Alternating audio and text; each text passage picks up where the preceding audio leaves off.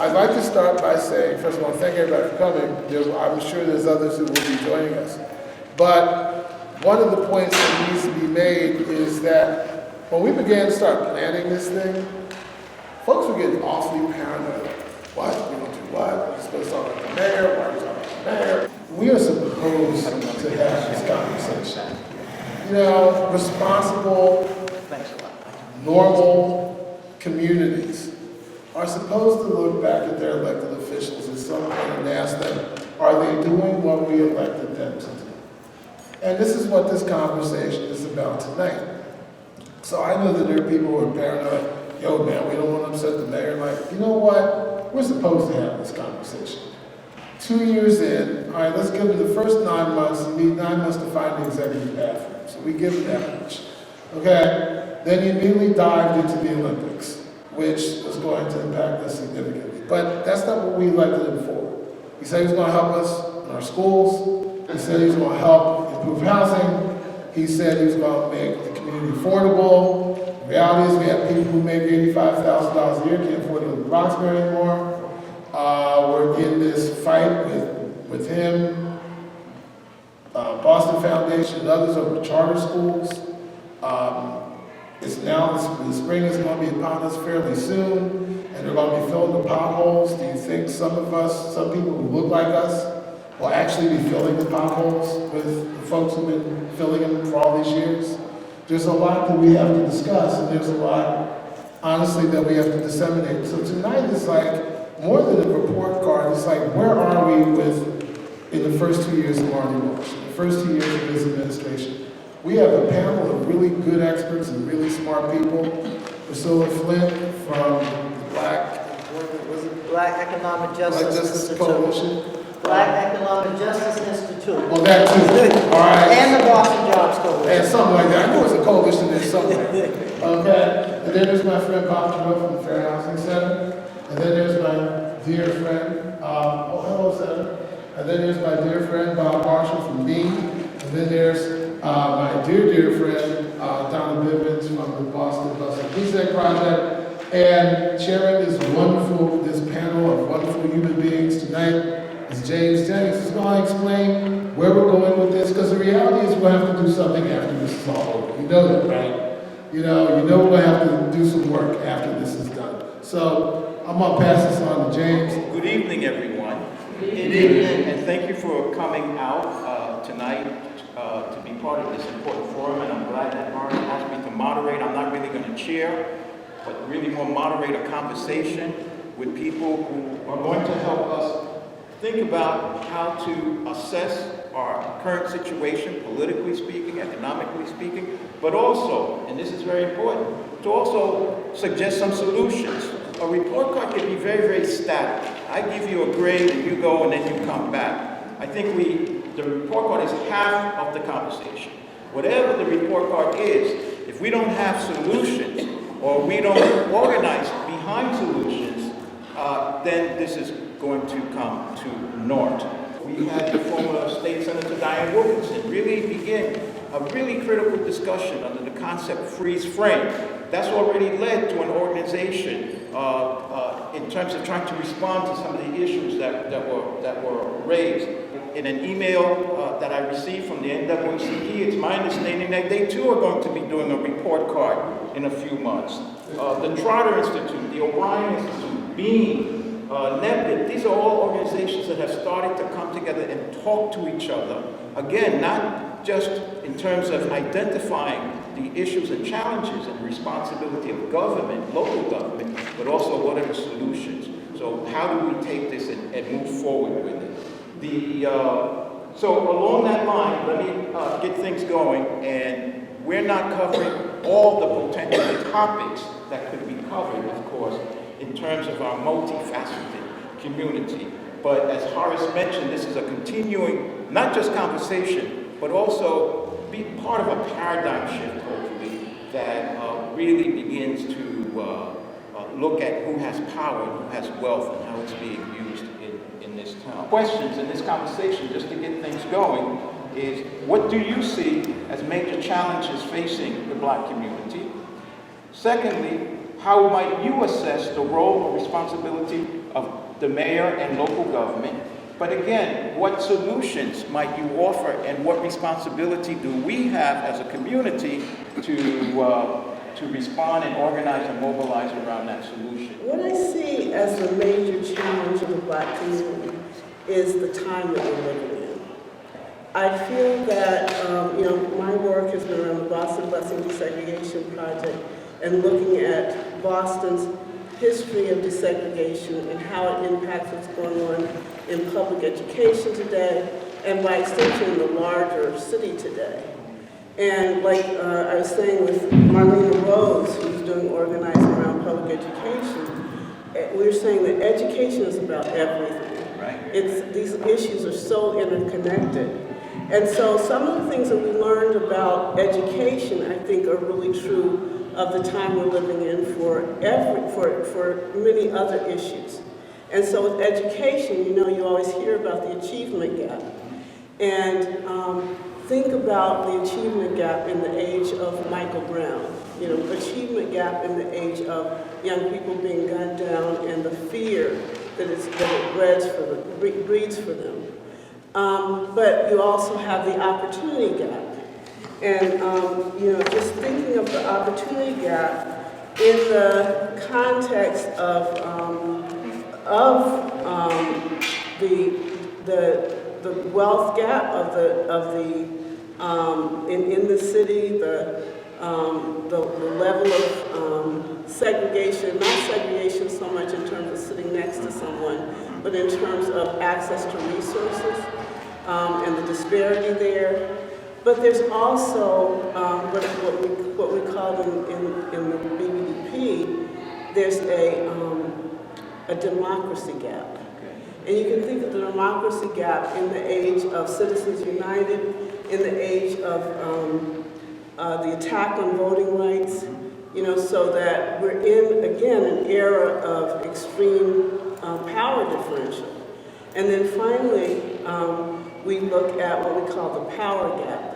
And that power gap is cultural. It's about the culture that we're swimming in.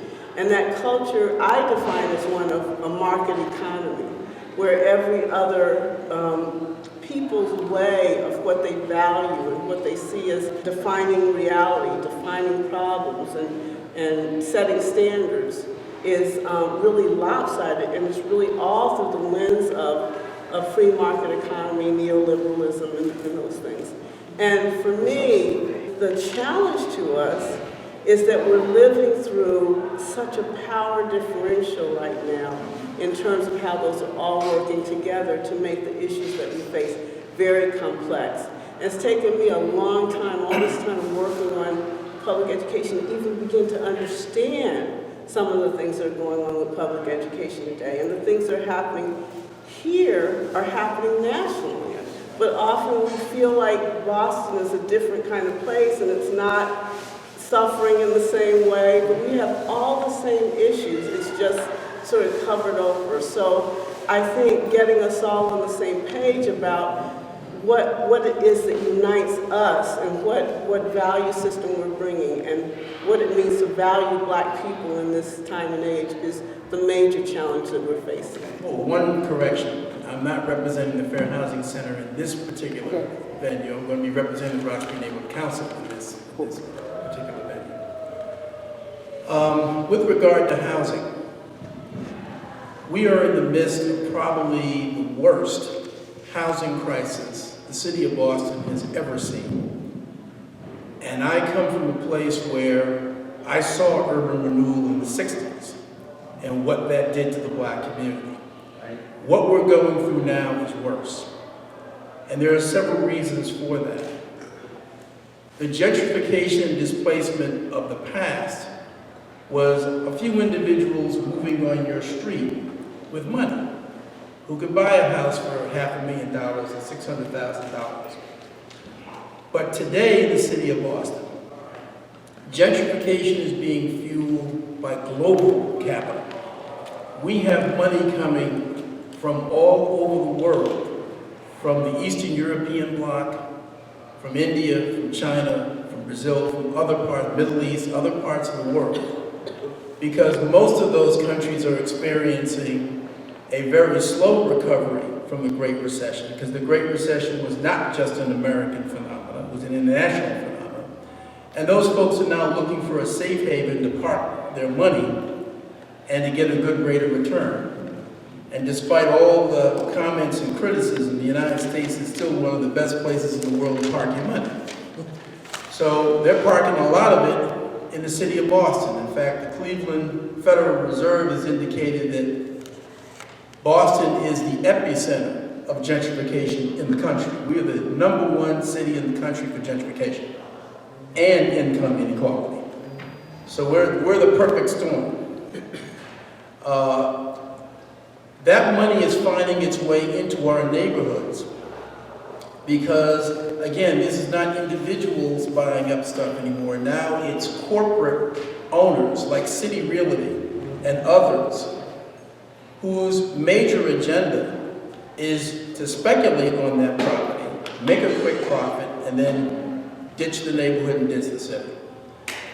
In the old days, gentrification was really about a population moving in. Yes, there is a population associated with this, but this is being pushed by global and corporate forces. Make no doubt about that.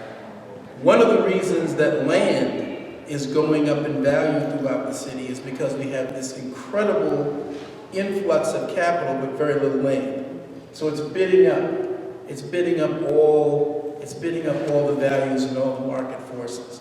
So this is a very different animal than what we have seen in the past. And I think later on I'm going to be talking about some criticisms and some critiques I have of the city's response to this crisis, which I think is either falling short or about to fall short unless they change direction. And then some specific solutions that people around the city are posing right now to this gentrification crisis. So one of the things that I see that we have a problem with as black people, communities of color, is that we don't work together. We don't stand with each other. We always, going this way or going that way. I feel like if we could come together as people of color and work together, we can get a lot more accomplished.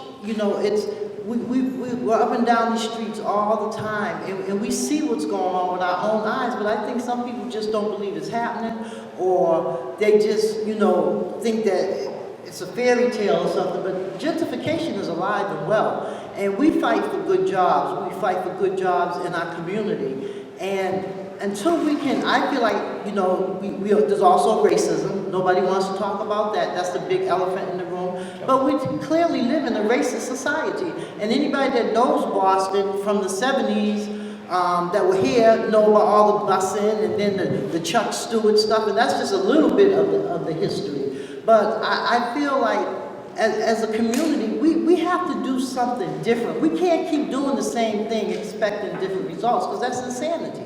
And I feel like we have to push government. We have to be at those city council hearings and state hearings where they make decisions. They make decisions downtown that affect us, and sometimes we don't know anything about it. So I think we need to be more involved. There's enough people that don't have any jobs that could be down there at City Hall to those hearings. We need to be going into our city council's offices and our state reps and our state senators. Remember, this is an election year.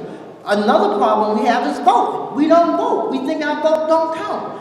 And that's power. And another thing I feel like we don't do is collectively put our money together. We'll run out to the mall and buy a bag for $300.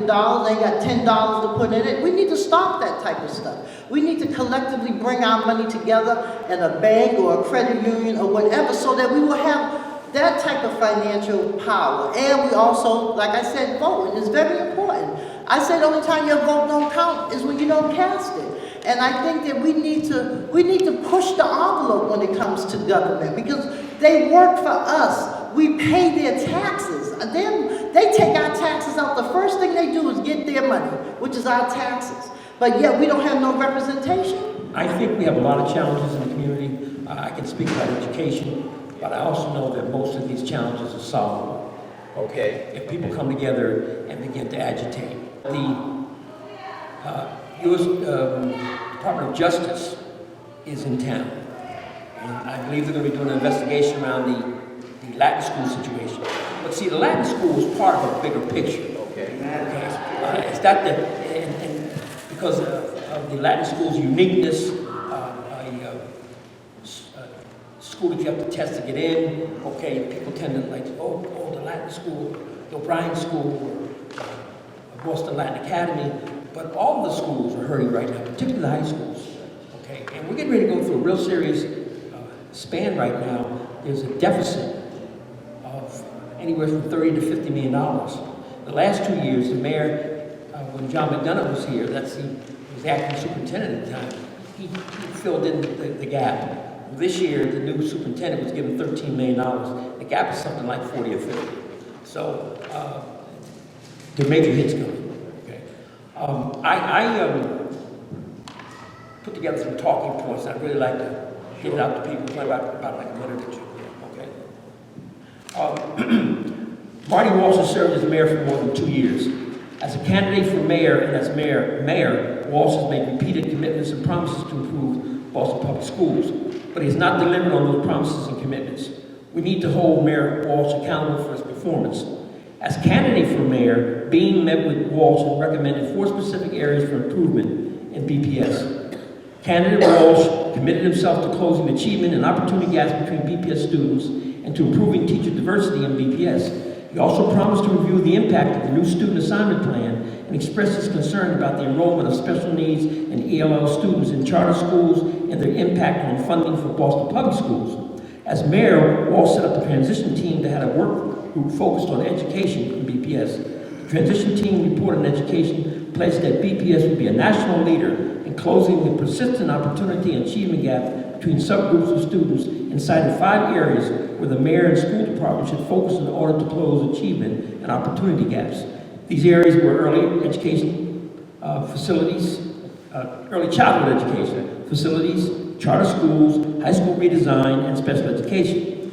2 years later, we see very little, if any, progress in the areas that Walsh, as candidate or mayor, promised to improve. The achievement and opportunity gap among subgroups in BPS persist at the same levels they were more than 2 years ago. The achievement gap between Black Latino students and white Asian students on MCAS and PARC are still more than 30 points. The number of BPS schools in the state's lowest accountability levels has actually increased. Teacher diversity in BPS has continued to decline, so we now have less diversity than we did 2 years ago. According to BPS data, only 20.8% of teachers are Black, despite a federal court order mandating a minimum of 25% Black teachers, and only 10% are Latino, despite a Latino student population of over 40%. Instead of focusing on disparities in enrollment in charter schools and in the treatment of students in charter schools, the mayor has proposed expanding charter schools and has advocated in a unified enrollment system of charter schools that would have a negative impact on BPS. The mayor has recently set a budget for BPS for next year that will have a devastating impact on most schools, particularly high schools. At the high school level, the school department actually reduced the weighted student formula allocation for every high school, despite the fact that the cost of operating high schools continues to rise. The school department has also cut the per-student funding allocations for some SPED programs.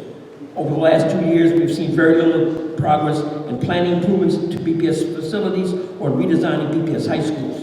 These are 2 major initiatives that the mayor's office had taken charge of to ensure they were expedited. Boston Latin School is a symptom of the lack of progress that Walsh and the school department have made in education in Boston over the last 2 years. BLS symbolizes the persistent achievement and opportunity gaps where Black children are 8.5% of the BLS student body and 32% of BPS students.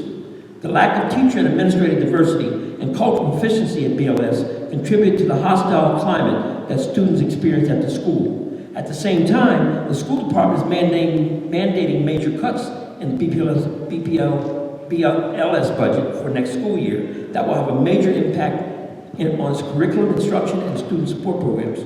Based on the promise and commitments in education that the mayor has made, and given the lack of progress toward those commitments and promises of the last 2 years, I believe that the mayor has earned a failing grade in education.